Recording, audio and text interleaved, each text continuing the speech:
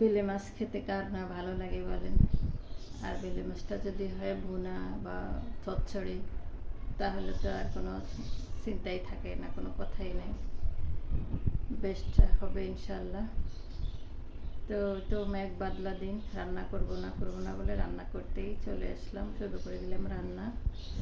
তো কি রান্না করতেছি আজকে সেটাই আপনাদের সাথে শেয়ার করব। আসসালামু আলাইকুম রহমতুল্লাহ। সবাই কেমন আছেন আপুরা? আশা করি ভালো আছেন। আজকে এই যে আকাশ মেঘলা, বৃষ্টি পড়তেছে, থামতেছে। শরীরও সেইভাবেই রান্না করব না, মানে মেঘ, আকাশে মেঘ থাকলে না শরীরটাও কেমন একটা ঝিমঝিম ভাব থাকে। তো রান্না করতে আসলাম বেলে মাছ। ফ্রিজে অনেক মাছ থাকলেও আপনার বাবা বলতেছে বড় মাছ আর খাবো না, মানে উনি বাইরে গেছে মাছ আনবে, এটা হলো ওনার মাছ নিয়ে আসছে। এখন আর কি বলবো, ফ্রিজেও অনেক ছোট মাছ ছিল, তো নিয়ে আসছে বেলে মাছ। তো বেলে মাছটা এটা হলো সামুদ্রিক বেলে মাছ, আমাদের দেশি না, সামুদ্রিক না নদীর, যাই হোক। তো বেলে মাছটা রান্না করবো, বাসায় কোনো সবজি নেই, এই যে অল্প কয়টা কচুরমুখী ছিল, ওটা আমি আর মাছ খেতে চাচ্ছি না, তাই একটু চ্যাপা শুটকি ছিল, চ্যাপা শুটকিটা দিয়ে রান্না করব। ওই যে 5টা মতো কচুরমুখী আছে, আর হলো বেলে মাছটা আমি টমেটো দিয়ে ভুনা করব। বেলে মাছটা টমেটো দিয়ে ভুনা করলে মানে অনেক টেস্ট হবে। তো আপনারা সাথে থাকেন, দেখতে থাকেন ভিডিওটা, ছোট্ট একটা ভিডিও, পুরোপুরি দেখে নেবেন, ভালো লাগবে ইনশাল্লাহ। তো আমি চুলায় কড়াই বসাই দিয়ে সরষের তেল দিয়ে দিলাম। তেল গরম হলে আমি দিয়ে দিলাম পেঁয়াজ কাটা। পেঁয়াজ কাটাটা একটু নেড়ে ছেড়ে হালকা একটু নরম হয়ে গেলে আমি এখানে দিয়ে দিলাম 2 টেবিল চামচ পরিমাণ রসুন বাটা। 1 টেবিল চামচ উঁচু করে দিয়ে আর একটু দিলাম, 2 টেবিল চামচ পরিমাণ দিয়ে আমি রসুন পেঁয়াজ সরিষার তেলের সাথে একটু নেড়ে ছেড়ে সুন্দর একটা ফ্লেভার আসবে, একটু ভেজে নিব। আমার আজকে রসুনটা আমি অল্প রসুন গ্রাইন্ডারে দিলাম, তো তা ওটা ভালো মতো পেস্ট হয়নি, একটু চাকা চাকা রয়ে গেছে, সিদ্ধ হয়ে যাবে আশা করি। তো আমি একটু ভেজে নিয়ে এগুলাকে সামান্য একটু পানি দিয়ে দিলাম, পেঁয়াজ রসুন ভেজে একটু পানি দিয়ে আমি এখানে এখন গুঁড়া মশলাগুলো দিয়ে দিব। হলুদ এবং হলো স্বাদ মতো মরিচ, ঝাল যতটুকু খেতে চাই আমরা ওভাবে কিন্তু মরিচের পরিমাণটা দেব, আর দিয়ে দিব লবণ।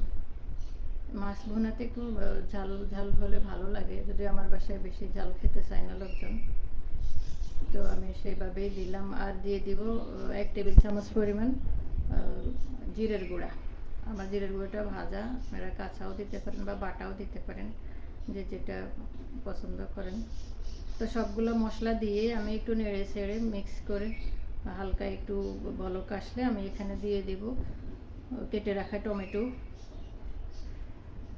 টমেটোটা হলো মাছ বোনার সাথে খুবই ভালো লাগে, আবার বেশি দিলেও ভালো লাগে না, অল্প একটু দিলে মজা লাগে, আবার বেশি দিলে মাছটা একটু পানসে লাগে। তো টমেটোটা দিয়ে আমি এখানে মিনিট 2 টমেটোটাকে কষাই নেব। টমেটোটা জাস্ট একটু নরম হবে, একটু কষানো হবে, আর ঝোলটাও শুকায় আসছে। তো এর মধ্যে আমি দিয়ে দিব এখন বেলে মাছগুলো দিয়ে দিব। বেলে মাছগুলো কাটাই নিয়ে আসছে বাইরে থেকে, এই ছোটো মাছ তাও কেটে নিয়ে আসছে, মানে সব মাছ বাইরে থেকে কেটে নিয়ে আসে। তো আমি এই মাছগুলোকে একটু ভালো করে নেড়ে ছেড়ে এখন এই ঝোলের সাথে মিক্স করে কষাই নেব। মাছগুলোকে আমি এখানে 2-3 মিনিট কষাবো, যেহেতু বেশি ঝোল দেইনি এখনও, মিডিয়াম আগুনে একটু কষাই নেব, শুকনা শুকনা করে কষাই নেব। যতই কি বলে টেস্টের ভালো মাছ বলি আমরা, কিন্তু বরফ দেওয়া মাছ তো ভালো মতো কষানো না হলে কিন্তু ভালো লাগে না, মশলা ভিতরে ঢুকে না। তো আমি ঢেকে 2 মিনিট কষাই নিলাম। দেখতে পাচ্ছেন শুকনা শুকনা হয়ে গেছে, কিন্তু আমি আর একটু জাল বাড়াই দিয়ে এটাকে কষাই নেব। এখন আর নাড়তে চাচ্ছি না, নাড়লে ভেঙে যাবে, এজন্য আমি পাতিল ধরে একটু নাড়িয়ে দিলাম। ভালো করে একটু আরও শুকনো শুকনো করে আমি কষাই নিলাম, যত বেশি ভালো কষানো হবে তত মাছটা খেতে ভালো লাগবে। কষানো হয়ে গেলে আমি এখানে দিয়ে দেব পরিমাণ মতো পানি। ভালো মতো দেখেন কিন্তু কষানো হয়ে গেছে, আর কষালে পুড়ে যাবে। তো একবারে লাস্ট মোমেন্টে আমি দিয়ে দিলাম এখানে পানি দিয়ে, আমার মোবাইলে হলো ফোন আসছে, তো মাঝখান দিয়ে একটু কেটে গেছে। পানিটা দিয়ে আমি এখানে দিয়ে দিলাম আরও কিছু কেটে রাখা কাঁচা পেঁয়াজ আর কি, কাঁচা পেঁয়াজটা আর কিছু 2-3টা কাঁচামরিচ ফালি করে দিলাম। কাঁচা পেঁয়াজ আর কাঁচামরিচ দিয়ে এটাকে আমি এখন ভালো মতো জোশ করে রান্না করে নেব। রান্নার মাঝামাঝি কাঁচা পেঁয়াজ দিলে কিন্তু খেতে মানে খুব ভালো লাগে মাছ চচ্চড়িতে। তো এটাকে আমি এখন 3 থেকে 5 মিনিট রান্না করে,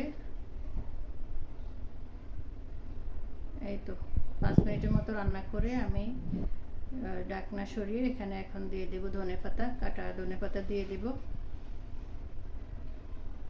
বিলেতি ধনেপাতা কুচানো দিয়ে দিলাম, এই সিজনে বিলেতি ধনেপাতাটা পাওয়া যায়, তো ওটাই দিলাম। এখন বিলেতি ধনেপাতাটা দিয়ে আমি একটু নেড়ে ছেড়ে হালকা একটু মিশিয়ে নেব ধনেপাতাটা ভিতরে মিক্স করে। আমি এটাকে আরও ঢেকে 2 মিনিট রান্না করব।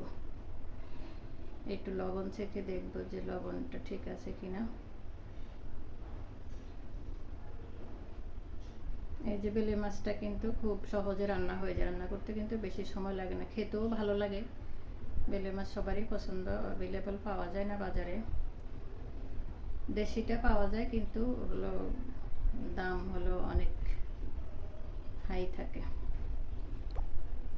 তো এই যে আমার রান্না হয়ে গেল বেলে মাছটা, আর আমি অফ ক্যামেরায় হলো যে আমার কচুর মুখিগুলোও রান্না করে নিলাম শুটকি দিয়ে, অল্প একটু হলো কেটে বেছে, আর বাসায় ছিল আমার মাছ ভাজাটা ছিল, তো আমি পরিবেশন করে নিলাম। তো এই যে আমার ছোট্ট রেসিপিটা আজকের কেমন লাগলো সবাই, যদি ভালো লাগে অবশ্যই আমার চ্যানেলটা সাবস্ক্রাইব করে লাইক দিয়ে পাশে থাকবেন। আসসালামু আলাইকুম রহমতুল্লাহ।